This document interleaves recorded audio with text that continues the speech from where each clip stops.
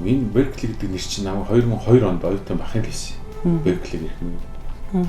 Яа тийм байсан гэхээр нөгөө манай Мөсөө үзэн сургууль дээр парламентын мэтгэлцээний Berkeley гэж клуб байгуулагдсан зүйл байсан. Тийм. За парламентын мэтгэлцээ гэдэг бол тухайн бидний үеийн оюутнуудын ялангуяа хуульч оюутнуудын нөгөө мэтгэлцэх хилцэх тэр дадлага хийдэг. Бас их найз нөхд юм уу үргэлж үүсгэх юм орчин байсан л да. Тэгээ бид нэр Berkeley-ийн нэгдүгээр баг гэж оролцдог гэсэн. Түүнсний авах хүртэл болж ирсэн. Тэр үеэс л Berkeley хэрэг мэд байсан. Миний хүүгийн дунд нэр нь Berkeley. Berkeley хотод төрсэн байхгүй өөрөө. Тэгээд ер нь насан туршдаа энэ нэртэй холбоотой юм шиг байна.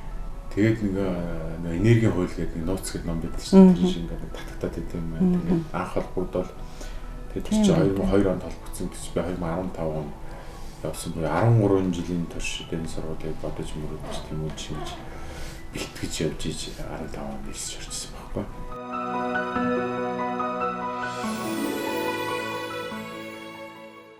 28 таа болчихсон.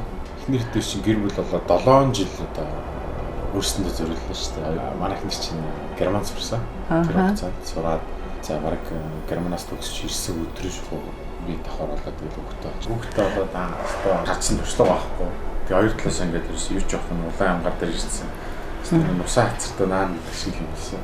Юуис хаш амьдрах орчноо өөрөөр хараад юу хариуцлага өөрөөр хараад тэгээд бүгд ирээдүү гэдэг бодлоо.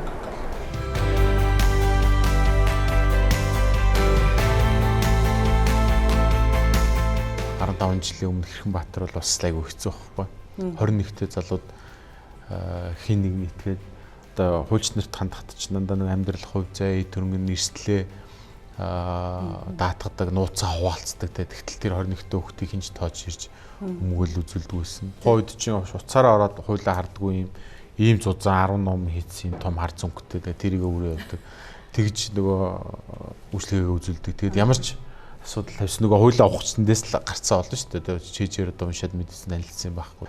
Машин тэрэгчгүй одоо манай цагдаа өргөтөө одоо хуучин ганц өдөр гэдэг дархийн эцэстээ дүгсэн. Тэгээд автобусаар явж байгаа тэнд буугаад тэр ам руу нэг алхахдаг арга 20 минут шухуу алхахдаг очив. Тэг яагаад чи шантрахгүй яваалсан бэлээ. Тэгээд тэндээс бол маш их сурдаг. Яг ингээд хүнд хэцүү үе бол хүнд бол дараа нь аягүй сургамжтай аягүй олон юм заасан байдаг шүү дээ. Тэр өөдөөс харж байгаа нүдэн бэлтгэлзээ хүн чи ял авах гээд шүү дээ. Тойргал аваад амьдрал ах уу ингээд.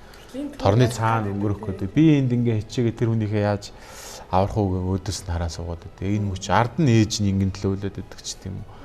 Энэ бүхэн бол айгүй шон төвхтөл өнгөрдөг л дөө. Ажлын карьерууд насны эцэст шүүгч болох зорилготой хүсэлтэй.